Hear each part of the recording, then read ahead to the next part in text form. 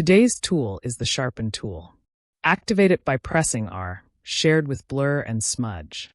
Select a small brush and keep strength low, around 10–15%, to avoid excessive noise. Sharpen tool enhances edges by increasing contrast.